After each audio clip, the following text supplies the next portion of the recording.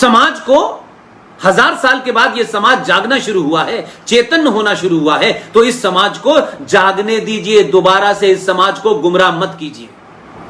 अगर यह समाज समझ गया है कि शाह वलीउल्लाह नाम का एक बदमाश, एक मक्कार, जो इस देश की दिल्ली के अंदर उसकी मजार है, शाह वलीउल्लाह जैसे जिहादी की, तो आप सच नहीं बता पाए, कोई बात नहीं कि शाह वलीउल्लाह कौन था जिसने अहमद शाह अब्दाली को खत लिख के भारत में इस्लाम को बचाने के लिए बुलाया था। लेकिन अहमद शाह अब्दाली को आपने नहीं देखा और शाह वलीउल्लाह की मजार दिल्ली में है, जिसमें बहुत सारे मूर्ख लोग जो हैं अपना माथा पीटने जाते हैं। लेकिन मेरी बात दूसरी है। अरे भाई, शाह वलीउल्लाह को समझने के लिए दूर नहीं जाना है। दिल्ली राज्य का अल्पसंख्यक आयोग का जो अध्यक्ष है,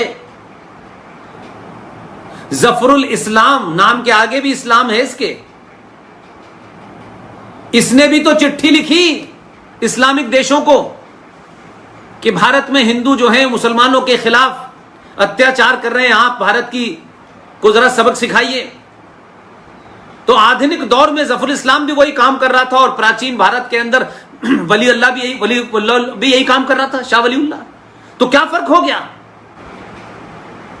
1946 के इलेक्शन का रिजल्ट यह बताता है कि 99% मुसलमानों ने मुस्लिम लीग को वोट दिया, जो मुस्लिम लीग इस मुद्दे पे चुनाव लड़ रही थी कि भारत को हम पाकिस्तान बनाएंगे। 1946 का इलेक्शन, उस समय तक सारी चीजें ओपन हो चुकी थी। 1940 23 मार्च को पाकिस्तान के लाहौर शहर के अंदर रेजोल्यूशन पास हो चुका था कि हम पाकिस्तान बनाएंगे। वही मुस्लिम लीग जब चुनाव लड़ रही थी तो साफ साफ भारत के 99% मुसलमानों ने वोट दिया कि हम पाकिस्तान के हक में हैं, लेकिन गए नहीं, क्योंकि एजेंडा यह था कि एक मुल्क बन जाए, हम यहीं जाएंगे, क्योंकि हम यहां रह करके इन मूर्ख हिंदुओं के बीच में, इस सत्ता के लोभियों के बीच में हम अपने एजेंडे को चलाएंगे। और वो तमाम सारे मुस्लिम लीगी कांग्रेस में शामिल हो गए। ना बिहार में मुस्लिम लीग है, ना उत्तर प्रदेश में मुस्लिम लीग है, लेकिन वो सारा जहन उस पार्टियों में घुस गया।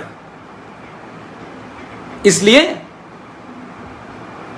आपके यहां इतिहास ऐसा लिखा गया, साहित्य ऐसा लिखा गया, झूठे नैरेटिव बनाए राजनीतिक लोगों ने, नैरेटिव बनाए। गंगा जमुना तहजीब है हम लोगों की। भाई साहब, 21 लाख लोग हिंदू मुसलमान की शक्ल में मार दिए। आजाद भारत में रामपुर हो, अलीगढ़ हो, मेरठ हो, मुरादाबाद हो, मल्याना हो, संबल हो, आजमगढ़ हो, हजारों जगह लाखों हिंदू, हजारों हिंदू मरे हिंदू मुस्लिम दंगों में। लेकिन फिर भी हम कहते हैं देखिए, साझा संस्कृति है, साझा विरासत है। ये एक मक्कार है अलीगढ़ का, 6-7 महीने के लिए राज्यसभा का एमपी बन गया था। हमारी साझा विरासत है, हमें इसमें अच्छे हिंदुओं को ढूंढना है। यह कभी नहीं कहा इसने, ये कोई मुसलमान नहीं कहता हमें सेकुलर मुसलमान को ढूंढना है, क्योंकि वो तो मानते हम तो पैदाइशी सेकुलर हैं। जबकि मुसलमान अपनी किताब, जो इस्लाम की किताब है कुरान, जो उस कुरान को मानेगा वो सेकुलर हो ही नहीं सकता, एंटीथेसिस है।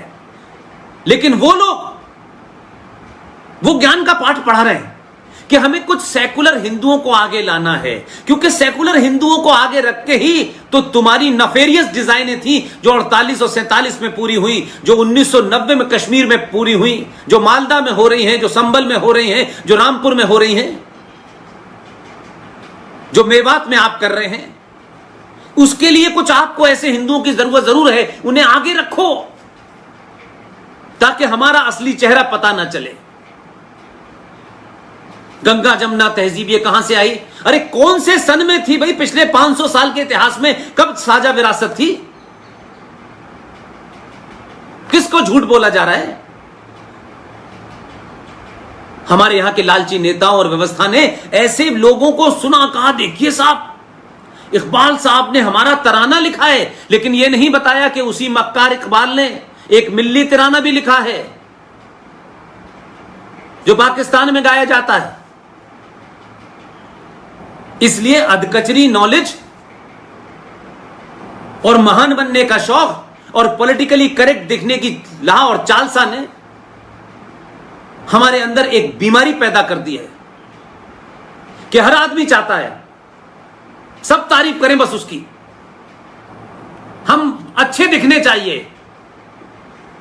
अच्छे दिखने से कुछ नहीं होता।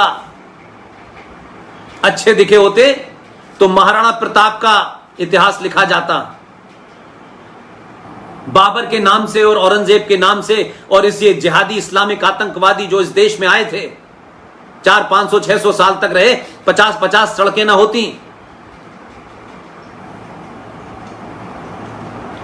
इलाहाबाद का नाम आपको बदलने में इतना समय न लगता। उन्होंने जानबूझकर पूरी नस्लों को समाप्त करने के लिए यह चलाए रखा और इसी को कहा यही सेकुलरिज्म है। अगर आप इलाहाबाद का नाम बदल करके प्रयागराज कर रहे हैं तो यह कम्युनलिज्म है। औरंगजेब इनका बाप लगता था, उसे यह हजरत कहते हैं। और कमाल है, कराची में सबसे बड़ा आइडियल कौन है? मीर कासिम उनका हीरो है। जिस मीर कासिम ने प्रॉफिट मोहम्मद के खानदान के लोगों को मारा, वो उनका हीरो है। इसलिए ये जो किताब है ना, इस किताब का इस्तेमाल एक विज्ञापन के लिए होता है।